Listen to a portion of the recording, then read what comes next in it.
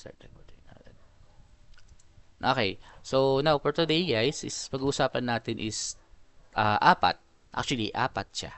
So, paano apat? Left and right Riemann sum, midpoint, and trapezoidal rule. Lahat to maikli lang yung formula. So, anong gagawin natin dito? Siyempre, dahil may word na integration, mag-i-integral tayo dito or something. So, sulat ko muna siguro yung una natin pag-usapan yung left and right Riemann sum. So, ano po yung left and right Riemann sum? So, read ko na lang dito, no? So, sa left Riemann sum,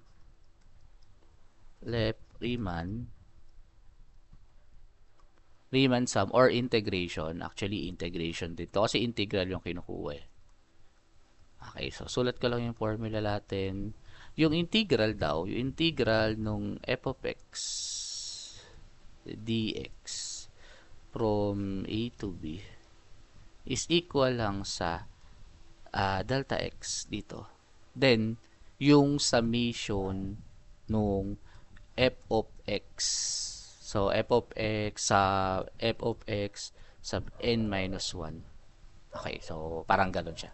For n is equal to 1 up to infinity.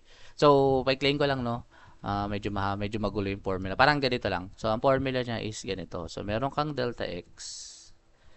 Tapos, ang kukunin mo, f of x sub 0 plus f of x sub 1 plus f of x sub 2.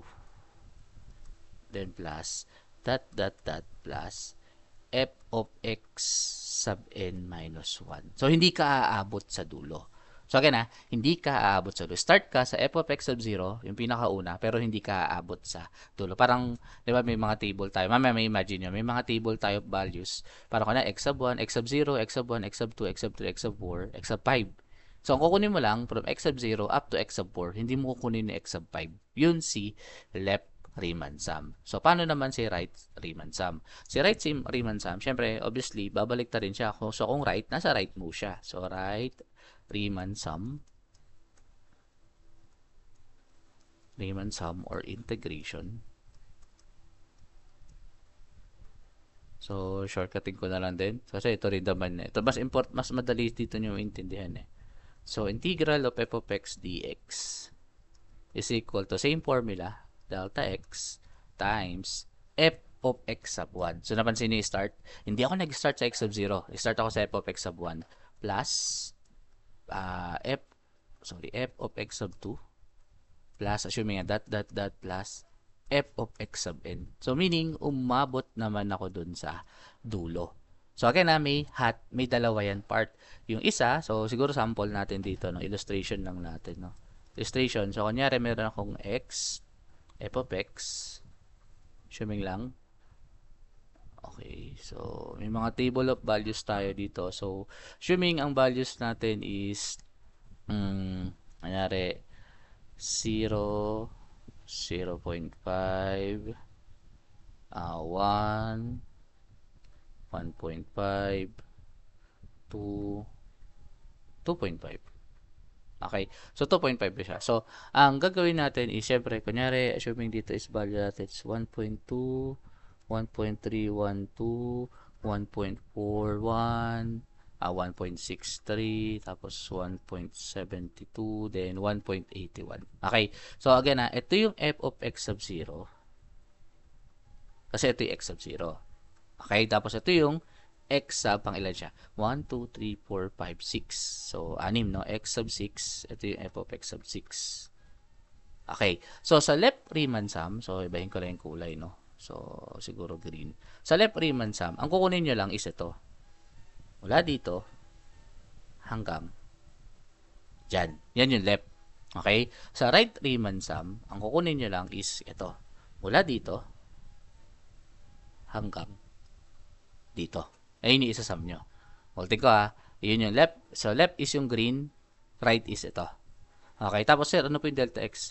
Yung delta x natin is just yung interval, yung difference ng interval, yung absolute difference ng mga interval. So, kunyari, 0 minus 0.5. So, pipili ka na lang kahit sino dyan. So, dito is positive 0.5. So, sorry sa mata ng kulay. Ganun lang siya. So, kung napansin nyo, madali yung formula. To be honest, ang dali sa kanya. So, for example, gamitin natin tong table na to. So, solve na rin natin tong table na to para mas maganda. So, kunin natin left Riemann sum nito. So, sa left Riemann sum nito, dito, sa left Riemann sum nito is, sa left RS natin. Siyempre, ano yung difference? Difference natin is 0.5. Lagay ko lang 0.5. Tapos, saan start? Sa 1.2. So, 1.2 plus 1.312 plus 1.41 plus 1.63 plus 1.72. Okay? Then, ano lang natin? Sorry, wala akong calculator. Teka lang, hanapin ko yung calculator. Maghanap pa itong calculator. Yan, calculate ko lang. So, 0.5 times, add ko lang muna yung sa loob ha. So, wala kasi akong calculate na Hindi na kasi license yung ano ko guys eh. Yung may calculate kasi ako dati na pwedeng, wala, di kita. Wala, calculate na lang ako dito. Calculate. Okay, calculator. Yan. So, 1.2 plus 1.312 plus 1.41 plus 1.63 plus 1.72. Yan yung inad ko. Tapos times natin sa 0.5 times 0.5. Yan. So, suot ka lang to, no? So, sinulat natin dito, this is 0.5 times, may calcu, 7.72. Sorry, 7.272. Then, equal to sa, equal, ilan to? 3.63. So, this is 3.636. So, ito yung kanyang left Riemann sum. So, sa right Riemann sum, obviously, so, sa right Riemann sum, equal naman to. So, syempre, 0.5. Tapos, o-omit natin yung 1.2. So, hanggang 1.81 tayo. So, sabi ko nga, 1.81. So, dito, so, 1.312 plus 1.41 plus 1.63 plus 1.72 plus may dulo pa na 1.81 yata, 1.81 plus 1.81. So, okay, so calculate ko ulit to. So, calculate ano ito? 7.217. Okay, 7.272 minus ko lang yung 1.2 kasi hindi nakasama, minus 1.2. Okay, then plus 1.81. Okay, 1.82. 7.8827. Okay, 7.882 daw. So, 0.5 times 7.882. Okay, then equals to sa, multiply ko lang. Sorry, sample ko lang kasi ito eh. Hindi ito yung nasa libro eh. Kaya di natin makuha. So, this is 3.941. So, ito yung kanyang right Riemann sum. So, again guys ha, huwag nyo iisipin na laging eksakto si left and right Riemann sum. So, hindi sila eksakto. So, parang ganito nangyari. So, sa left Riemann sum, dito mangyari, no? Left Riemann sum. So, kunyari meron tayong, kunyari ito yung integral. Assuming so magkukulay lang ako iba. So, ito yung curve. Okay? So, gumagawa kasi siya ng ganito. Gumagawa siya ng vertical strip. Ito ginagawa niyan. So, parang kunyari ganyan. Gagawa siya ng ganyan. Yan. Ganyan yung ginagawa ng integral na yan. Ngayon, ang kukunin niya is, pag sinabi mong left or left Riemann sum, lahat nung nasa left side. So, parang wala siyang paki dito. Wala siyang paki dito sa value to. Ito lang yun. So, parang ito yung kukunin ko lang. Okay, ito yung susundin ko. Okay, dahil ito yung susundan ko. Ito yung magmamatter. Tapos ito yung susundan ko. Nagmamatter to. Magmamatter tong part na to. Magmamatter tong part na to. Wala akong paki dun sa right side. So, parang, kahit sabi mo, ito dapat yung magmatter. Pag ito kasi nagmatter, ito yung kukunin lang. Itong part na to. Ito yung sa kabila. So, ito lang part na to. Ito yung part na to. Ganun yan nangyayari. So, yun si left sa si right. So, si right, kabaliktaran, ganyan yung kinukuha niya. So, kaya minsan, pag nakuha ng left and right sum or integration, mas malaki minsan si right, depende sa may orientation ng curve.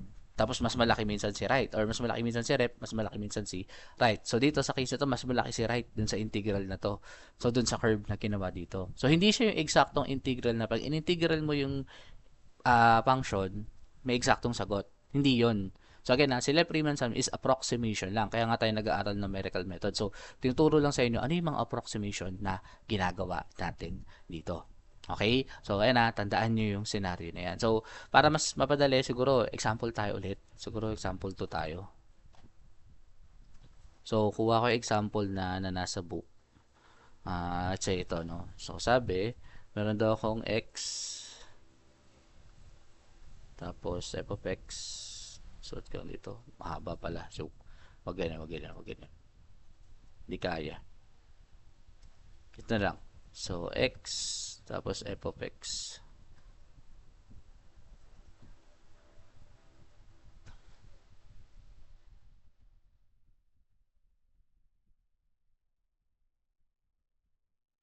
Okay, so sulat ko lang no 1.4, 1.6, 1.8, 2.0, and 2.2. Tapos, meron akong 4.052, 4.9530, 60436, tapos 7.3891, and lastly, 9.02520. Okay. So, kunin natin una yung Lep-Riemann sum niya. So, obviously, no, again, ito yung x sub 0, ito yung f of x sub 0. Okay. So, again, kunin natin yung Lep-Riemann sum. So, sa Lep-Riemann sum, syempre, importante to, yung delta x. Delta x is absolute value ng anything. So, kunyari, 1.6 minus 1.8. This is obviously 0.2. Again, hindi siya negative 0.2 pero may absolute value tayo. Okay, absolute distance siya. So, sa Lep-Riemann sum natin, so ano yung Lep-Riemann sum natin dito? So, yung integral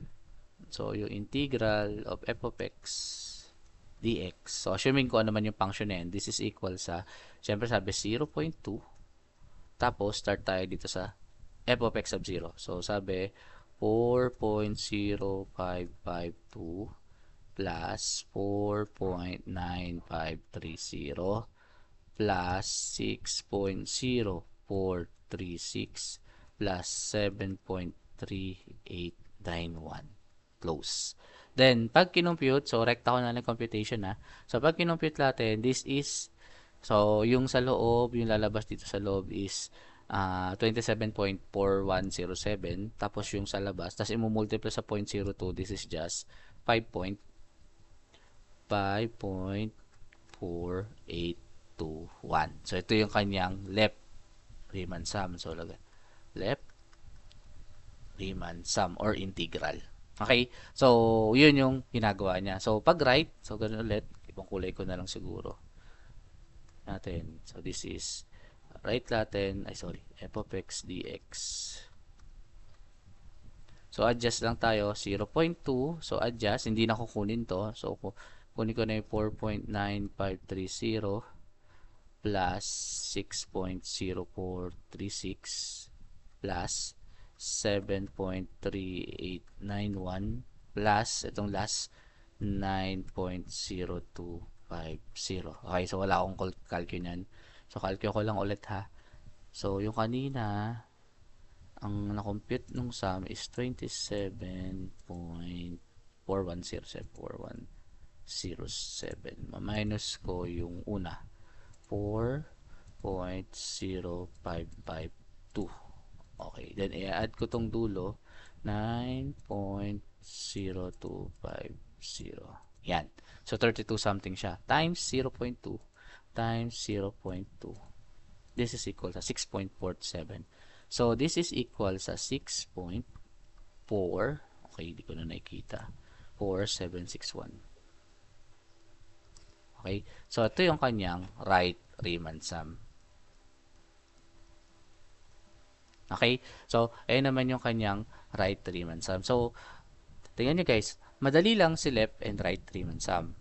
It's a matter ng kung sino lang yung kukunin. So, lagi naman ganito. So, sa pag binigay ko kayo ng problem set or exam nyo, laging ganito. Even yung sa mga ano nyo, napansin nyo, numerical differentiation, tapos yung nag-approximate tayo ng value, lahat yun lagi lang ako may table na ibibigay sa inyo. Tapos, ayun lang yung isosolve nyo. So, most likely, kung ano yung nakita nyo, kung ilan yung example na binigay ko, yun lang din naman yung ibibigay ko sa inyo. So, kunyari, Kasi natin sa may approximate na value, 5 lang naman yung table. Yun lang yun, 5 lang. So, nagkakatalo na lang dito dun sa, syempre sa calcu nyo. So, again ha guys ha, so dahil ako na magbabantay noon, bawal kayo maghiraman ng calcu. So, pwede pa rin index card, ganun pa rin naman. So, pwede pa rin yung index card, tapos, pero sasabihan ko kayo ahead of time. Kasi, iniisip ko na instead na may index card kayo, kasi, the more kasi na may index card ng isang estudyante na born na nagiging reliable lang kayo. I mean, reliant, parang nagre-rely lang kayo dun sa sa sulat nyo, parang sa formula. Parang alam nyo yun, parang ganun yung dating. Kaya nga iniisip ko minsan, lagay ko na lang yung formula. Tapos, sabihin ko kunyari, kada example, kada tanong, lalagay ko na yung formula. Alalahanin mo lang paano i-solve. Nagets nyo? Kasi, feeling ko, pag ganun yung scenario, pag ganun yung alam nyong mangyayari sa exam natin, ang gagawin nyo is, magre-review kayo. Alamin mo paano ginagawa si left and right Riemann sum. Ito na yung gagawin. Ito na yung tatandaan ko. At least kahit pa paano na, pag nakita mo yung formula, same naman tayo ng formula. Hindi ko naman babaguhin yung formula na yun eh. So, same tayo ng formula. So, for sure, yun lang din yung gagawin mo. So, pag nakita mo yun, ang gagawin mo lang is, syempre, tatandaan mo yung process. Titingnan mo na yung formula, tapos solve mo na. Tapos calculate ka na lang. So, madali na lang siya. So, tandaan nyo guys ha, madali lang yung final exam. Hindi siya mahirap. Tandaan nyo, hindi mahirap tong part na to. So, baka ano pa kayo, sir, ang hirap po. Hindi ganun yun guys. Madali lang to. Okay? So, next is, syempre dito na tayo sa midpoint. So, para naman yung midpoint rule. So, midpoint rule. Move na tayo ha.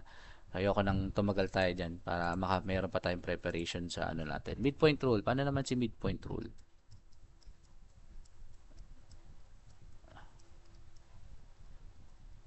Okay, so midpoint rule. Ang formula ng integral ng f of x dx is equal lang sa, siyempre doon pa rin sa delta x times f of x sub 0 plus x sub 2 over 2.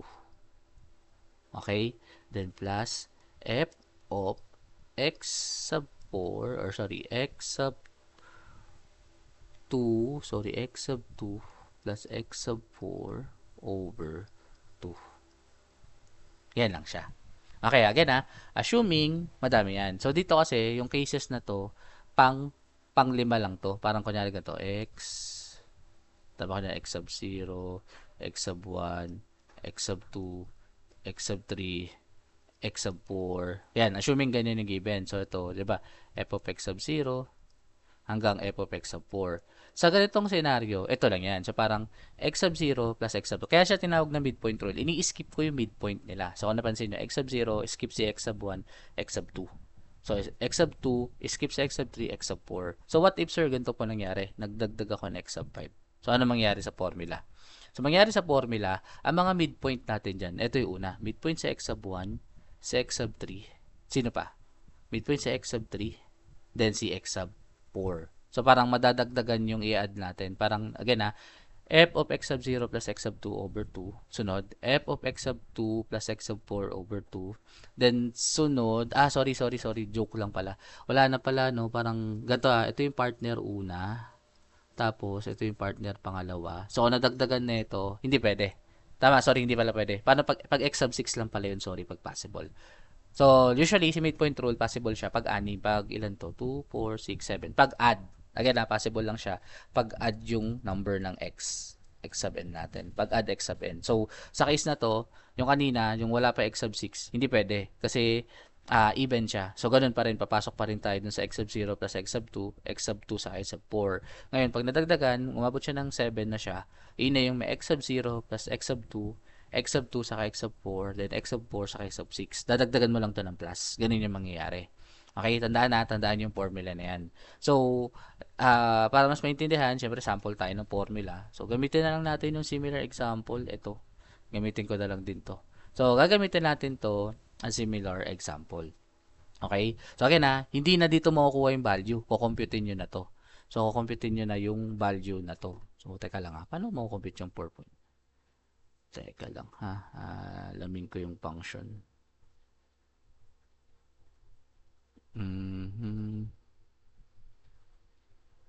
Okay. Sige. Anyway guys, nakalimutan ko sulat, no? So, dito, sa example ko na to, ang function natin, sulat ko na lang dito, no? Ang function natin, ay hindi, kulay blue. Dito. Ang function dito is ganito. Integral ng 1 over x plus 1 dx. So, meaning, yung function natin dyan is si 1 over x plus 1. Kasi gagamitin ko siya. Again gagamitin ko siya dito sa trapezoid, sa midpoint rule natin. So again, sa midpoint rule, ang gagamitin mo, x sub 0, x sub 2, x sub 2, x sub 4. So ulit, pag sinolve natin to, this is just equal sa, syempre, same pa rin to. Ito ay 0.2 pa rin. Okay? Then multiplied by, lagyan ko ng square bracket, f of x sub 0 natin. So, yan ko lang x sub 0 natin is 1.8. Tama ba? 1.8. X, sorry, 1.4. 1.4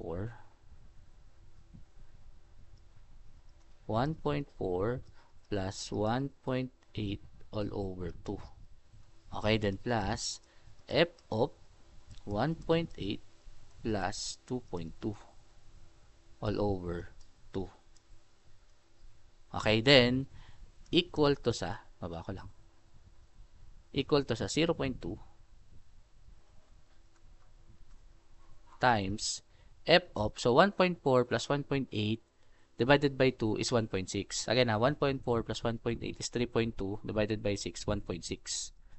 1.6 plus f of 1.8 plus 2.2 is 4 divided by 2 is 2. Tama, this is 2. Okay, so now may problem kasi tayo, guys. Kung titignan mo, yung table of values natin, may 1.6 ba tayo? Ayun, may 1.6 pa tayo na tiyempo. So, ganito ha, baka kasi pag nag-add kayo, wala dito. Hindi lumabas dito yung given. Although, parang tumatama naman kasi nagme-midpoint. Kasi tulad nito, 1.4 and 1.8, ano midpoint? 1.6. 1.8 saka 2.2, ang midpoint, 2.0. So, tama naman pala. Okay, sorry. So, mapasok naman pala lagi dito. So, this is 0.2 times 4.90. So, 4.953 plus 7.3891. Okay? So, pag inad natin to, or then minultiply, this is just equal sa 2.4684 by midpoint rule. Now, kung titignan nyo, no, sir, bakit ganun? Yung una po, nag-left ako 5.481. Nung nag-right ako 6.7.61 yung integral.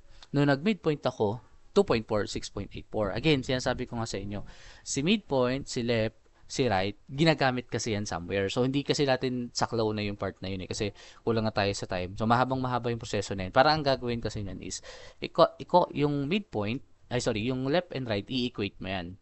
Pag equal yan, i-deduct mo yung tawag dito yung midpoint. After mo i-deduct, may gagawin ka bang something na process? Nakalimutan ko yung kukunin yung infimum saka supremum. Kung naalala niyo yung infimum saka supremum natin, kukunin yon tapos ikukunin mo pa yung limit. Pagkakuha mo ng limit, ayun na yung actual integration. Doon siya sa sakto. So again ito ay part lang para makuha integration. Ito ay mga approximation lang sa integral niya. So, hindi siya yung eksaktong sagot ng integral. Baka kasi tanungin mo ako na, sir, no in-integral ko to, no in-integral ko po yung 1 over x plus 1 from 1.4 to 2.2, hindi naman po ito yung sagot eh. Bakit po ganun? So, ayun nga guys, ngayon ko pa sinasabi ko na sa inyo, approximation lang to. So, sa numerical methods, more on approximation lang siya. Pakatandaan. Okay, so again hoping clear tayo dito sa midpoint. So, sa midpoint rule, pag nadagdagan, kunyari nag-umabot ka x sub 5, ito pa rin. Pag umabot x sub 6, ano mangyayari? Meron ka lang x sub 4 plus x sub 6 over 2. Dadagdagan lang yung plus sa loob. Ganun nangyari. Usually, add na ganyan. Okay, yun yung gamit natin dyan. So, last topic natin, bago tayo bago tayo lumipat ng subject, or actually mamaya tayo lipat-lipat.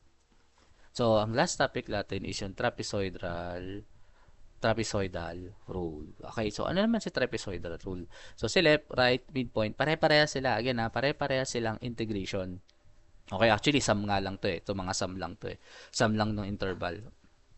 Again, hindi siya totally integration. Part lang nung integration. Parang may sum, tas may something pang gagawin para magawa Parang ganun yung ginagawa niya. So, now, trapezoidal rule tayo. Dito ka na lang lagay. Dito tayo. Trapezoidal. Ang dami ko pang nilagay. Hindi pala masyadong kailangan. Ay, baliktad. Sorry. Okay, so trapezoidal.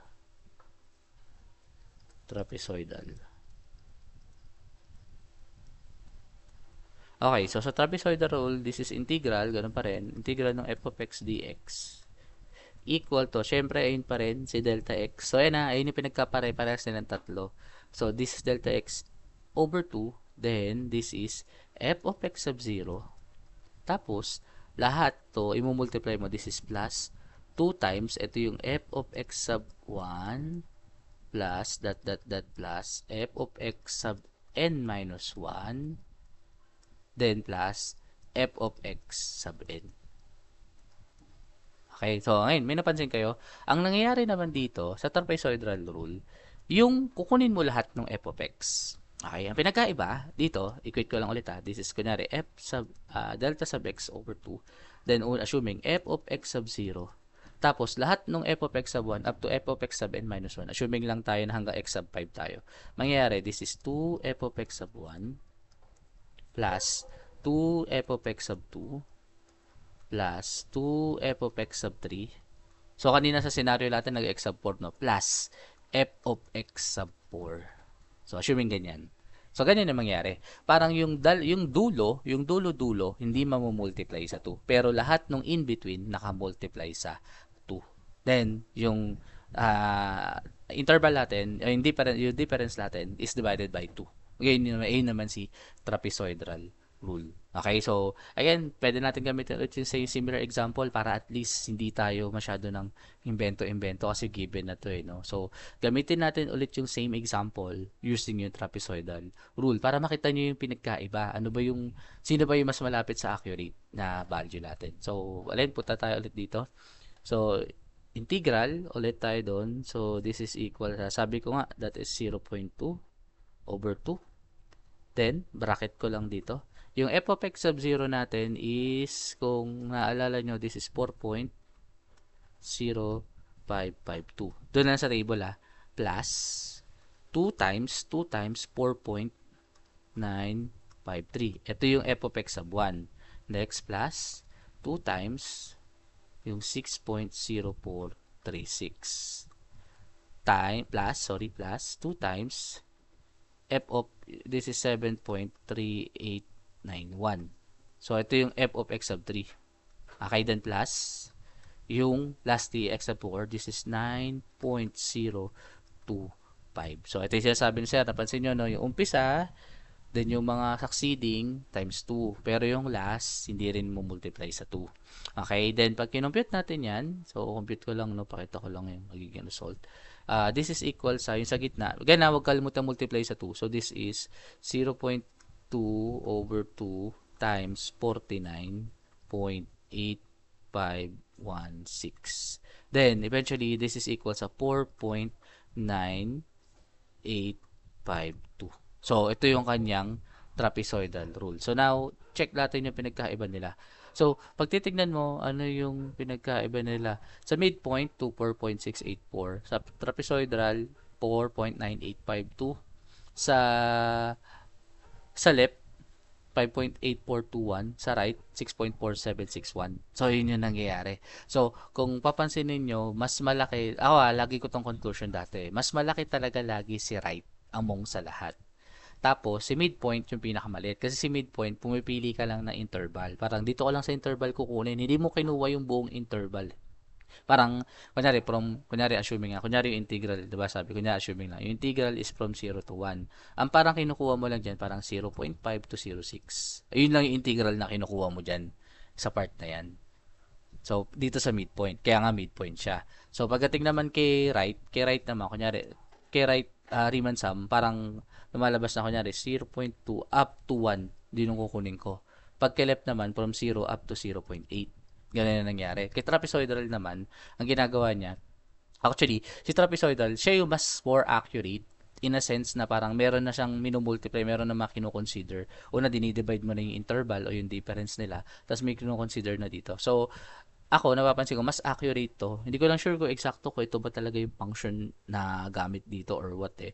Pero, kung tama ko pagkakaalala, yung x plus 1 talaga, yung alam ko talaga x plus 1 or something yung gagamitin dito. Although, check na lang natin ha. Hindi ko kasi alam kung ito talaga yung function na gamit dito. Kung ito talaga. May calcu ba kayo? Wala kasi akong calcu para mag-integral guys eh. Teka lang ha, pa-integral natin kay ano yan. Mm, kita na to, no? Kaya natin, ano, malaking gamit na ito eh. Uy, wala ba? Okay. Ito minsan yung mga technique. Integral of 1 over x plus 1 from, ano yun? Ang value natin? 1.4. 1.4 to, pag walang calculate na lang gagawin yun. Oy, bawal nyo gawin to ah. Ano lang yan. Gawain ko lang yan pag wala kasi yung calculate. Wala.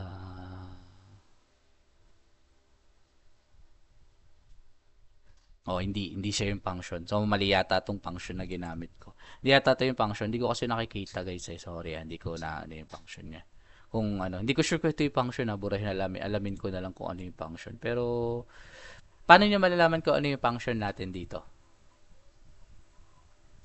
Eto guys, malalaman nyo kung ano yung function nito gamit nakalimutan si interpolation, si Lagrange interpolation. So, pwede natin malaman kung ano yung function na nire-represent na itong values na to. So, for sure, hindi siya yun. Pang example lang talaga yung 1 over x plus 1. So, binura ko na lang ha, para at least hindi nyo na gamitin. Baka mag-ano tayo. Baka malito-lito kayo.